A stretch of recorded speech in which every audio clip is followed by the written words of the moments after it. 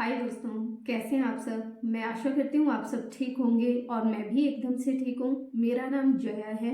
मैं triple negative breast cancer survivor हूँ पिछले 7 सालों से।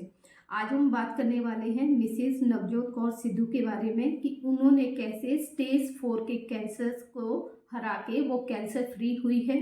तो इसी चीज़ पे हम आज बात करने वाले हैं कि उनका ट्रीटमेंट का प्रोसीजर क्या था और उनकी जो डाइट थी, जो कि आजकल सोशल मीडिया पे हंगामा मचा हुआ है, बहुत ही डिबेट हो रही है इस पे कि ये सही है या नहीं है। उस पर हम बाद में बात करते हैं। उस पर हम बाद में बात करते हैं। पहले हम बात करते हैं उनके ट्रीटमेंट के प्रोसीजर पे।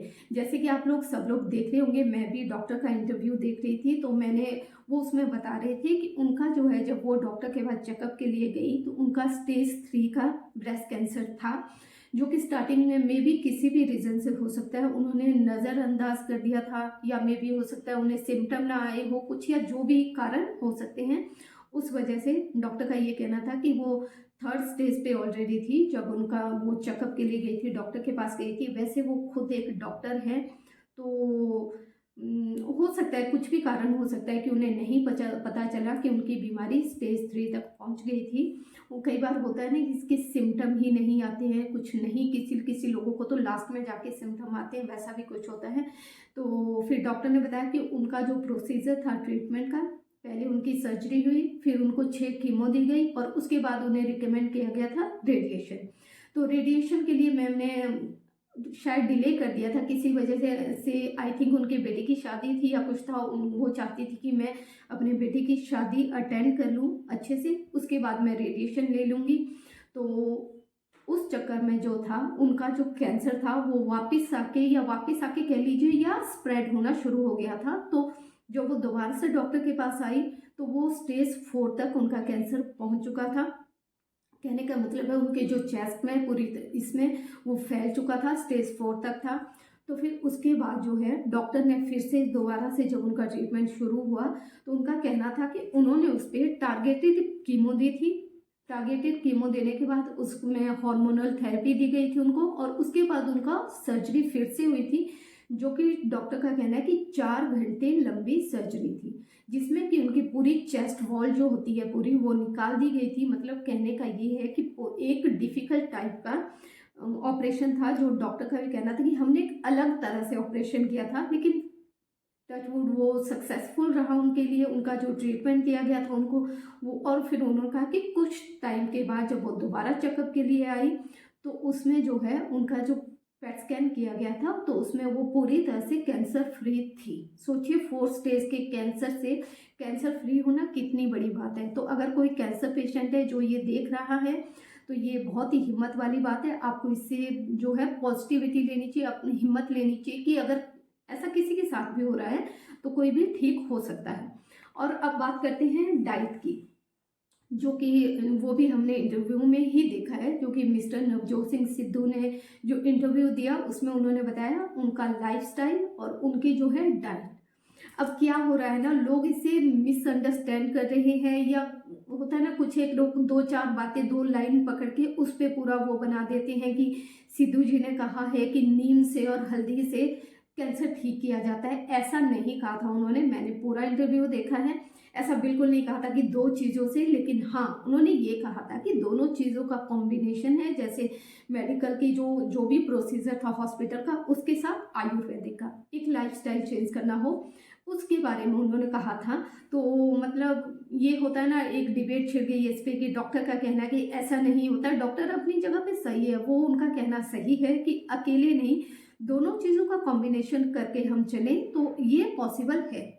जो चीज बात आपको सिद्धू जी ने कही है कि उनका क्या लाइफस्टाइल था, उनकी क्या डाइट थी, सेम चीज़ मैं आपसे पिछले 6 सालों से कह रही हूँ।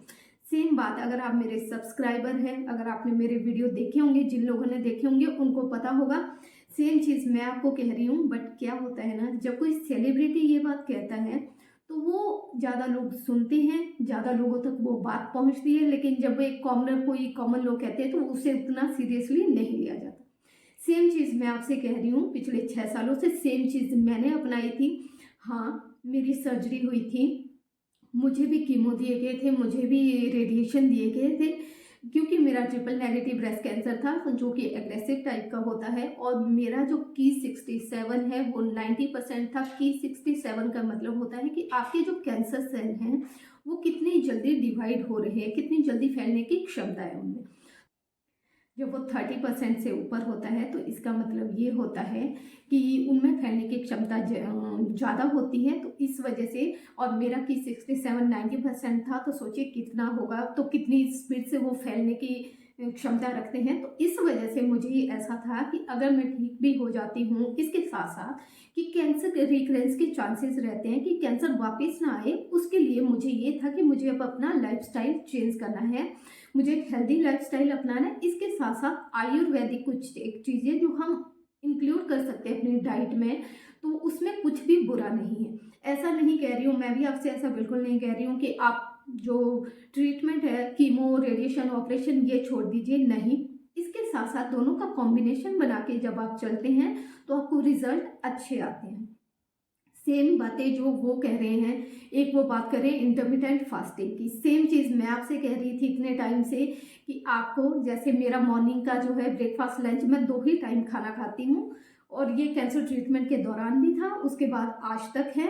तो ये मॉर्निंग में मेरा 10:30 बजे के बाद खाना होता है, और जो डिनर होता है मेरा वो रात को 6:30 बजे। कहने का मतलब 7 बजे से पहले पहले हर हाल में मेरा डिनर हो जाता है।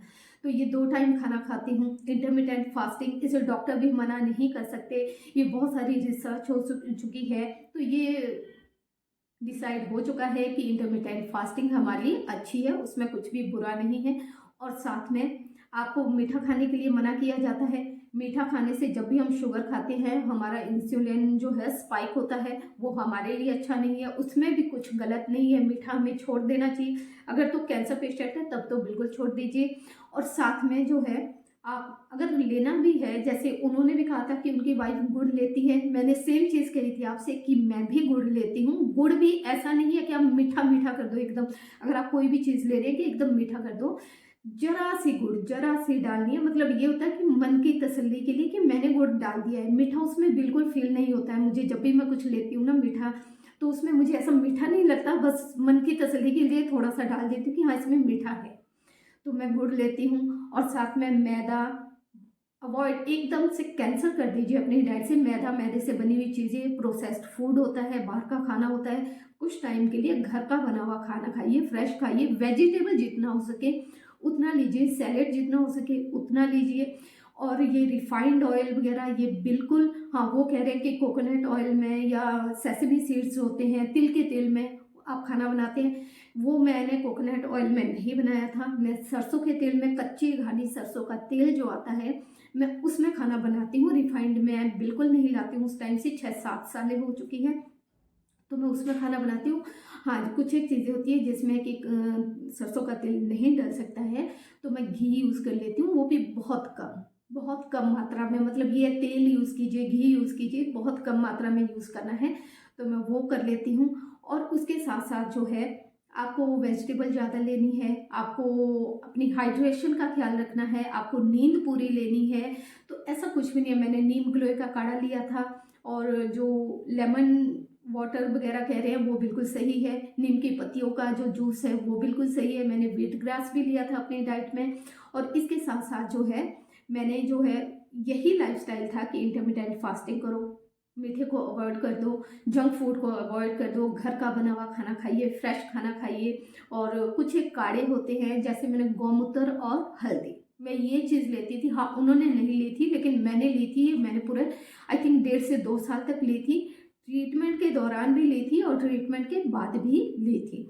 गौमूत्र और हल्दी, उसे बहुत ही इतना सा शॉर्ट, ऐसा नहीं कि हाँ वो अलग बात होती है कि कीमो लग रही होती है, ऑलरेडी हमारे मुंह का टेस्ट गया होता है, कई बार मुंह में, गले में छाले होते हैं, ये चीज़ें पीना थोड़ा मुश्किल होता है। लेकिन अगर आप कर सकते हैं तो ये नहीं है कि आप ये ज़रूर कीजिए, लेकिन मैंने किया था, मैंने ये सारी चीज़ें की थी जो भी ये कह रही हैं, जो भी सिद्धू जी ने कहा था वो चीज़ें मैं सेम आपसे कह रही हूँ, कितने टाइम से कह रही हूँ कि ये कर लीजिए। लेकिन अब क्या है, अब जब कोई सेलिब्रिटी कहता है ना, जैसे मैंने कहा था कि उसे लोग ज़्यादा सुनते हैं, ज़्यादा लोग मानते हैं, तो इसमें कुछ भी गलत नहीं है। हाँ, ये नहीं है कि आप ट्रीटमेंट छोड़ दो अपना, ये मैंने भी कभी नहीं कहा, या उन्होंने भी आई थिंक नहीं कहा होगा ऐसा कुछ। लेकिन ट्रीटमेंट के साथ आप ये ले सकते हैं। इससे क्या होता है, आपकी रिकवरी अच्छे से होती है, आप कैंसर से अच्छे से रिकवर कर पाते हैं और रिकरेंस के चांसेस कम होते हैं। जब आप हेल्दी खा रहे हैं, एक अच्छा हेल्दी लाइफस्टाइल अपना रहे हैं, जो कैंसर के वापस आने के चांसेस होते हैं ना, वो भी काफ़ी हद तक कम हो जाते हैं। अब देखिए, मुझे 7 साल हो गए हैं, 7 सालों से मैं यही मेरी आज तक डाइट है। हाँ, मैं उतना काढ़े अब नहीं ले रही हूँ, जैसे नीम गिलोय का जूस और व्हीट ग्रास का जूस मैं ये भी लेती थी, गौमूत्र लेती थी। ये किस किस टाइम पे लेती थी, कितने घंटे का गैप होता था, या मैं क्या सब्जी या मैं क्या खाना। हाँ, उन्होंने कहा था कि वो दाल वगैरह कुछ नहीं लेती, लेकिन मैंने मूंग दाल खाई है, जो कि मैंने पूरे कम से कम 2 से 3 साल तक खाई है। एक टाइम पे मूंग दाल खाती थी, एक टाइम पे सब्जियां, या मूंग दाल के साथ भी मैं सब्जी ले लेती थी। मूंग दाल जो है वो डाइजेस्ट करने में बहुत हल्की होती है, तो हमारे लिए अच्छी होती है। तो ये सारी चीज़ें, इसमें कुछ भी गलत नहीं है। अगर आपका कैंसर का ट्रीटमेंट चल रहा है तो ये सारी चीज़ें आप ले सकते हैं। और हाँ, ऐसा नहीं है कि अकेले हल्दी आपको ठीक कर लेगी या अकेले नीम के पत्ते आपको ठीक कर लेंगे, लेकिन पूरा एक लाइफस्टाइल अपनाने से, पूरा का पूरा एक डाइट चार्ट बनाने से अगर आप वो चीज़ें करते हैं तो आपको का बहुत हद तक आपको फ़ायदा होता है, कि जो कि मुझे हुआ है। मैं भी कोई एक्सपर्ट नहीं हूँ, मैं भी कोई डॉक्टर नहीं हूँ, बस मैं एक्सपीरियंस ले रही हूँ उन सब चीज़ों का। तो 7 साल हो गए ये सब कुछ करते करते। अगर आप आज की डेट में पूछे, हाँ, आटा जैसे उन्होंने बताया कि वो किनोवा लेते हैं, लेकिन मैं रोटी खाती हूँ। मैं रोटी खाती हूँ फलाहारी आटा। फलाहारी आटा होता है जैसे व्रत में लिए जाने वाला आटा, जो कि कुट्टू, सिंघाड़ा और राजगिरे का आटा होता है। ये 3 आटे होते हैं, इनको मिक्स करके जो है मैं रोटी लेती हूँ, और साथ में सब्जी कोई भी हो सकती है। आज की डेट में अगर आप पूछ रहे हैं कि आज 7 साल हो चुके हैं मुझे, आज भी मैं यही लेती हूँ। मैं एक टाइम पे वही रोटी खाती हूँ जो फलाहारी रोटी होती है, उसके साथ सब्जी, और एक टाइम पे मैं गेहूं का आटा जो है वो ले लेती हूँ, और फिर उसके साथ दाल में कोई भी खा लेती हूँ आज की डेट में। अब मुझसे कोई पूछ रहा था कि क्या आप अभी भी फलाहारी जो ये होता है व्रत वाला आटा अभी भी खाती है? एक टाइम पे लेती हूँ, और एक टाइम पे नॉर्मल वाला गेहूं का आटा, या उसमें भी उसे भी मल्टीग्रेन करके 2-4 आटे उसमें मिक्स करके वो ले लेती हूँ और वो खा लेती हूँ।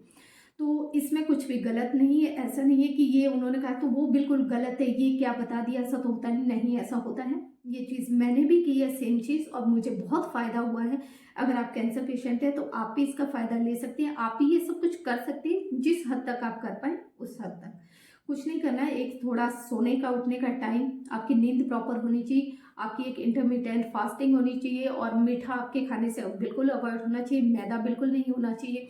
और जो ये विटामिन सी वाले फ्रूट है ये थोड़ा ज़्यादा खाइए।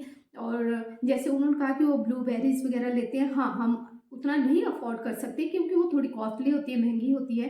तो उसकी जगह पे हम अनार ले सकते हैं, तो वो खा सकते हैं, उसमें भी विटामिन सी होते हैं, एंटीऑक्सीडेंट उसमें भी होते हैं, वो चीज़ें आप ले सकते हैं। और साथ में जैसे उन्होंने कहा था कि वो नारियल के तेल में या तिल के तेल में खाना बनाते हैं, तो मैं कच्ची घानी सरसों के तेल में बनाती हूँ, वो भी बहुत बेनिफिशियल होता है, उसमें भी कोई नुकसान नहीं है।